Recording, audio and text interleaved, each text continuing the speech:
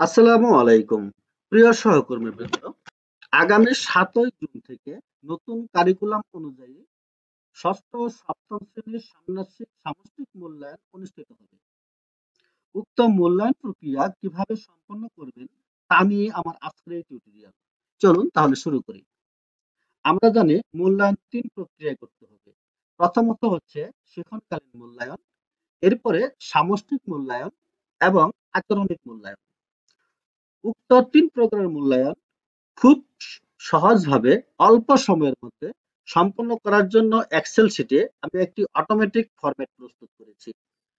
আপনি আমার নিকট থেকে এই ফরম্যাটটি গ্রহণ করার পর প্রথমে এটিকে ডাউনলোড করবেন।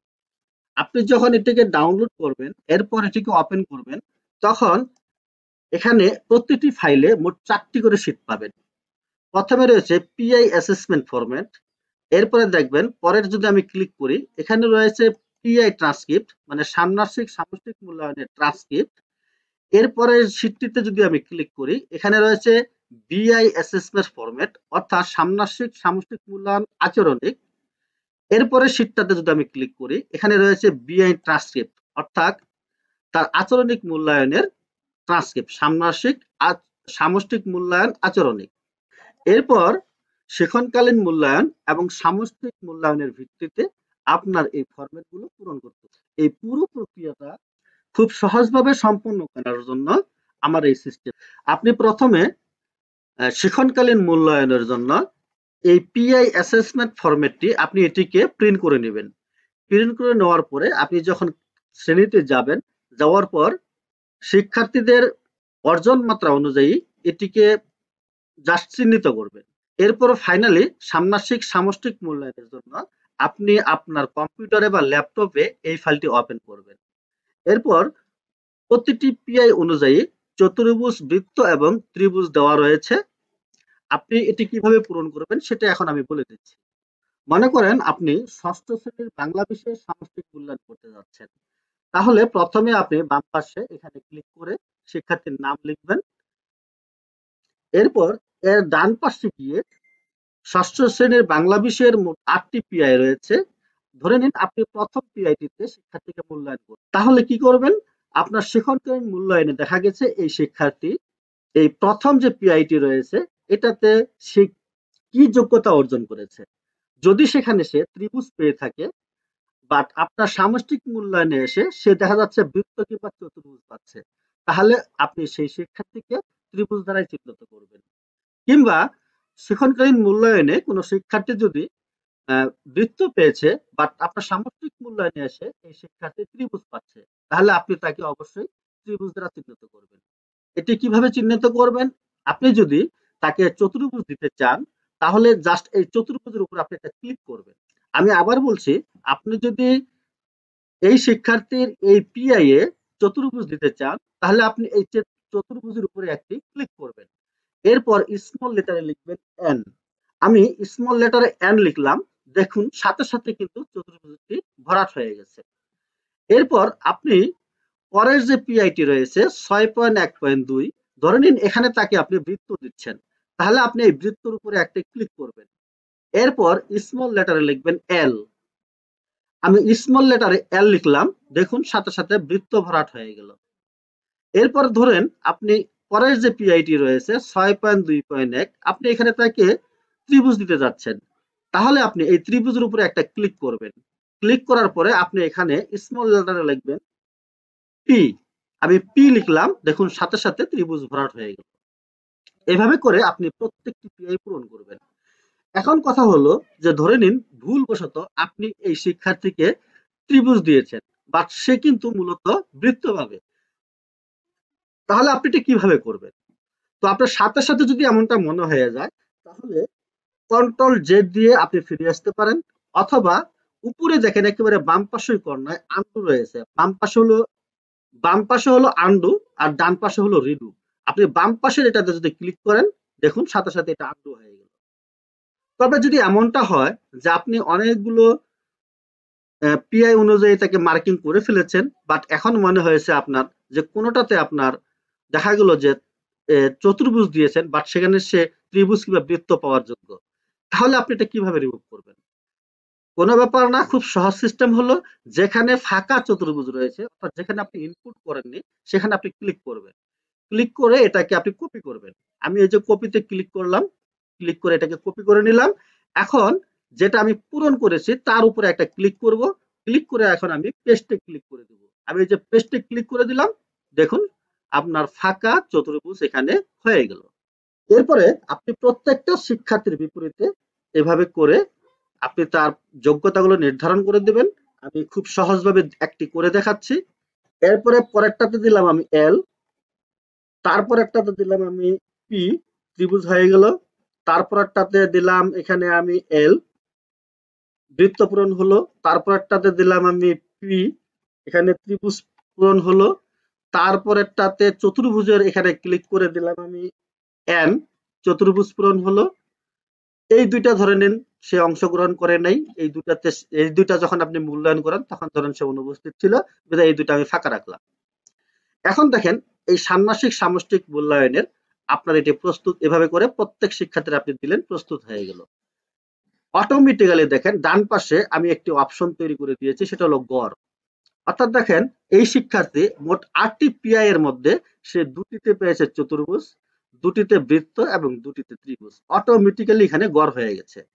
যদিও এটির ব্যাপারে মাওসি কর্তৃক কোনো নির্দেশনা নেই, এটা আমার একান্ত ব্যক্তিগতভাবে তৈরি করা শিক্ষার্থীর সামষ্টিক অবস্থা বোঝার জন্য, শিক্ষার্থীর সামগ্রিক অবস্থা বোঝার জন্য আমি এটি করেছি। আপনি চাইলে এটি করতেও পারেন অথবা নাও করতে পারেন, এটা একান্তই আপনার ব্যক্তিগত বিষয়। এভাবে করে আপনি যখন সকল শিক্ষার্থীর যোগ্যতাগুলো, পারফরমেন্স গুলো আপনি যখন এখানে মার্কিং করলেন, এরপরে দেখেন একেবারে নিচে দিয়ে পিআই ট্রান্সক্রিপ্ট নামে একটি শীট পাবেন, আপনি এখানে ক্লিক করবেন। আমি এখানে ক্লিক করলাম, ক্লিক করার পরে দেখেন এই যে শিক্ষার্থীর নাম মোহাম্মদ আব্দুর রহমান, শিক্ষার্থীর আইডি অর্থাৎ রোল এখানে হচ্ছে 1। আপনি ওখানে দেখেছেন যে মোট দুইটি দুইটি করে মোট 6টি আমি পূরণ করেছি। আমি নিচের দিকে যদি একটু নামি, দেখেন এখানেও গড় আপনি দুইটি দুইটি করে মোট 6টি পাচ্ছেন। এবং কোনটাতে কি মার্ক করেছি এখানে কিন্তু তাই অটোমেটিক্যালি পূরণ হয়ে গেছে, এখানে আমাকে কিছুই করতে হয় নাই। অর্থাৎ এই পিআই অ্যাসেসমেন্ট ফরম্যাটে আপনি এন্ট্রি করার পর বা ইনপুট দেওয়ার পরে আপনি যখন পিআই ট্রান্সক্রিপ্টে যাবেন, এখানে শুধুমাত্র শিক্ষার্থীর রোল নাম্বারটি চেঞ্জ করবেন বা আইডিটি চেঞ্জ করবেন।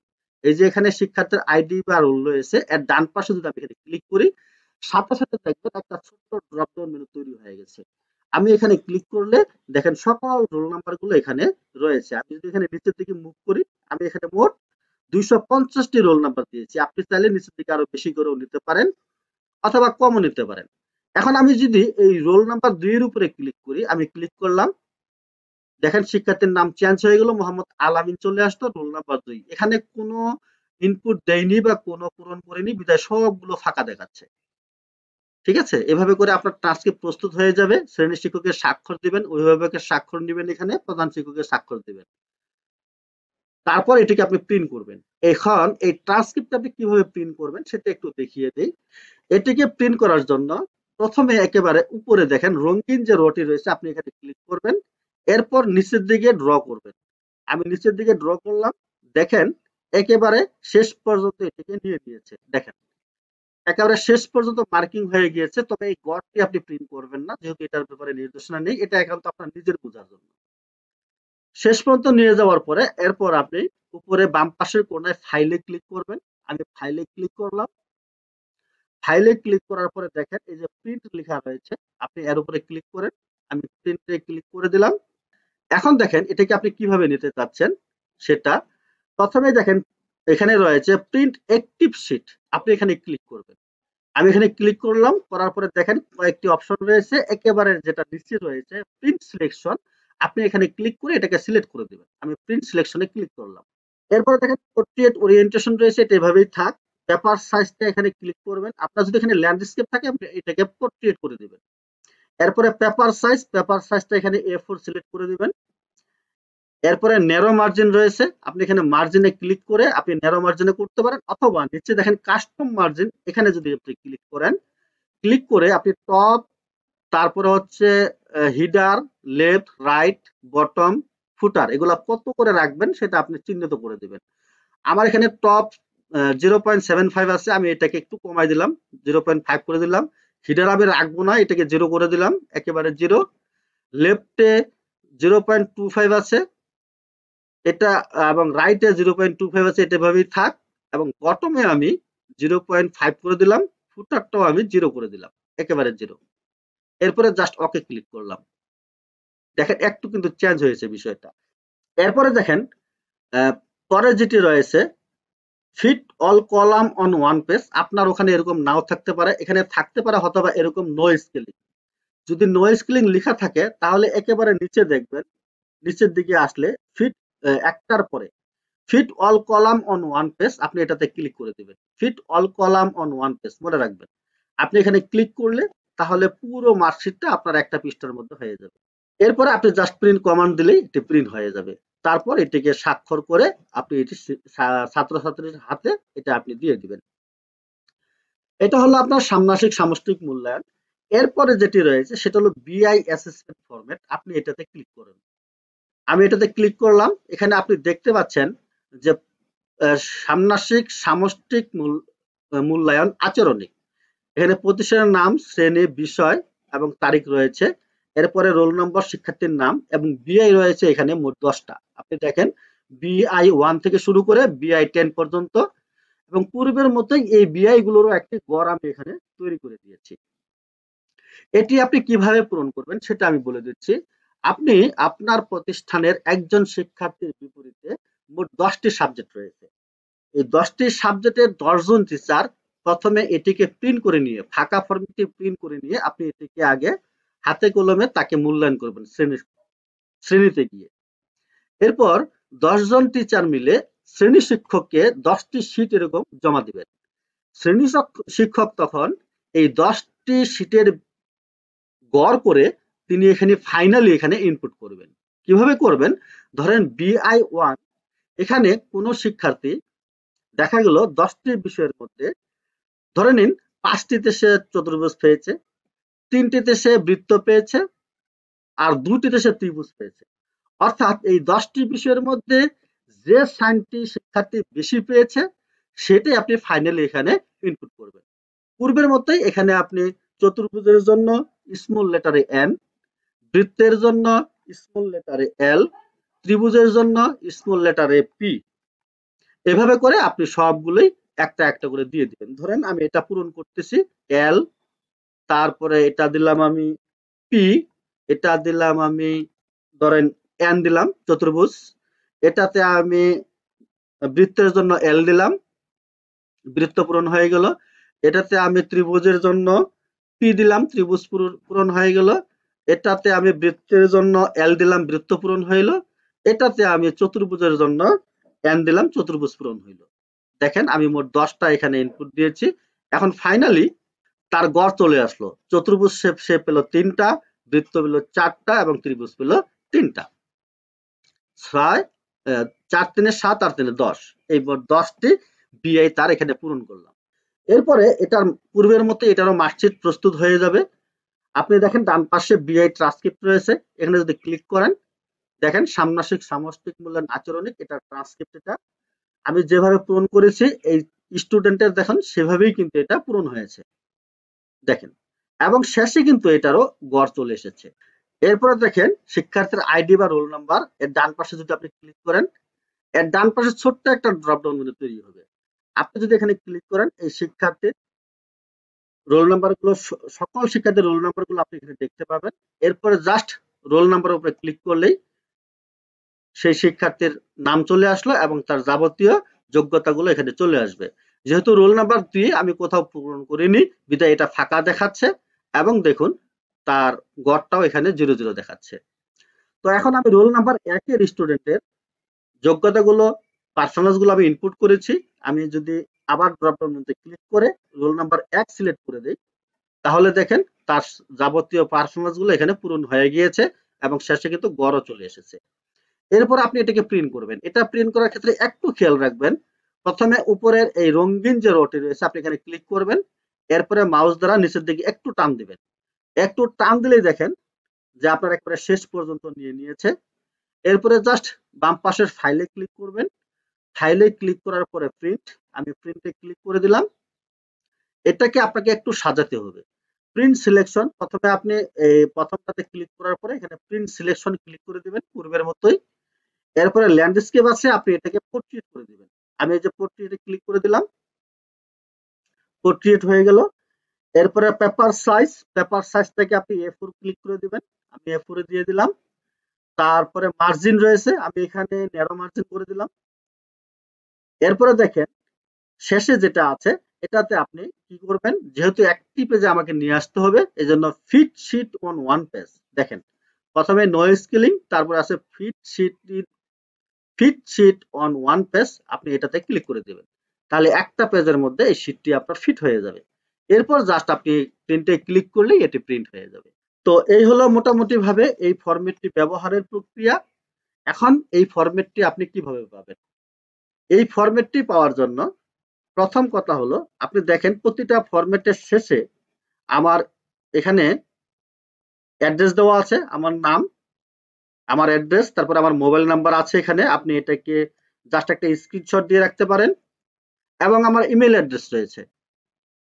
আপনি যদি ফরম্যাটটি পেতে চান তাহলে আমার এই মোবাইল নাম্বারে আপনি যোগাযোগ করতে পারেন, আমার ইমেইলে আপনি ইমেল করতে পারেন, অথবা এই ভিডিওর প্রথম কমেন্টে আমি একটি গুগল ফর্মের লিঙ্ক দিয়ে দেব। সেই গুগল ফর্মের লিঙ্কে ক্লিক করে ফর্মটি পূরণ করবেন। ছোট্ট একটি শর্ত রয়েছে, সেটা ফিল আপ করার পরে ফর্মটিকে সাবমিট দিবেন। ফর্মটি সাবমিট হওয়ার সর্বোচ্চ 24 ঘন্টার মধ্যে আপনার ইমেইলে এই ফর্মেটটি চলে যাবে। তারপর আপনি এটিকে ব্যবহার করবেন। ফরম্যাটটি ব্যবহার করতে গিয়ে যদি কখনো কোনো ধরনের সমস্যা আপনি মনে করেন বা কোনো কিছু যদি আপনার বুঝতে সমস্যা হয়, তাহলে আমাকে অবশ্যই এই নাম্বারে ফোন করবেন অথবা ইমেল করবেন। আমি আপনাকে বুঝিয়ে দেবো, কোনো সমস্যা নাই। তবে ফোন করার ক্ষেত্রে আপনি অবশ্যই সন্ধ্যার পরে ফোন করবেন, রাত 12টা পর্যন্ত। কারণ দিনের বেলা বিভিন্ন কাজ করে অনেক ব্যস্ত থাকি, হয়তো আপনার ফোনটা আমি রিসিভ করতে পারবো বাট আপনাকে সমাধান দিতে পারবো না। আপনি যদি সুষ্ঠু সমাধান চান তাহলে আপনি রাতের বেলা ফোন করবেন, রাত 12টার মধ্যে। ইনশাআল্লাহ সুষ্ঠু এবং সুন্দর একটা সমাধান আপনি পেয়ে যাবেন। আশা করি বিষয়গুলো আপনারা বুঝতে পেরেছেন। আজ এ পর্যন্তই, দেখা হবে আগামীতে নতুন কোনো ভিডিওতে নতুন কোনো বিষয় নিয়ে। সেই পর্যন্ত ভালো থাকবেন, সুস্থ থাকবেন এই প্রত্যাশা রইল। আল্লাহ হাফেজ, আসসালামু আলাইকুম।